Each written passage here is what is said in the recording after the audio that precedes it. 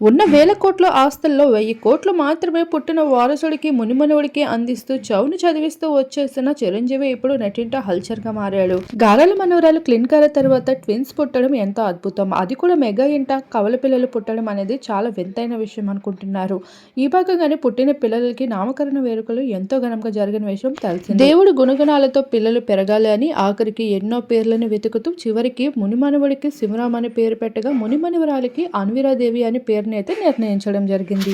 వేల కోట్ల ఆస్తులలో అక్కినేని కుటుంబంతో పాటుగా మెగా కుటుంబం కూడా చేరుతుంది. వీళ్ళకి ఏ ఒక్కరు కూడా చాట్ల రాలేరని చెప్పుకోవచ్చు. ఇక ఉపాసన కొరదల తన ఒక నేచర్ లవర్ మాత్రమే కాదు, ఇండస్ట్రీకి అలానే బిజినెస్ రంగంలో కూడా ఎంతో ఆరితేరి ఉంది. తెలివైన కోడల్ని చూసి ఎప్పటికప్పుడు చిరు మురిసిపోతూ ఉంటారు. అందులో భాగంగానే ఉపాసన కొరదలకి పుట్టిన పిల్లల కోసం తన వంతు చేయాల్సిన పనులన్నీ ఇప్పటి నుండి చేయడం మొదలు పెట్టేశారు. దీనికి సంబంధించిన కొన్ని విశేషాలు కూడా నెట్టింటో వైరల్ గా మారుతూ ఉండగా ఇక మెగా కుటుంబం ఇంత హ్యాపీ లైఫ్ ని లీడ్ చేస్తూ రావడంతో ఫ్యాన్స్ కూడా బెస్ట్ కామెంట్స్ ని సోషల్ మీడియాలో క్రేజీగా షేర్ చేస్తున్నారు.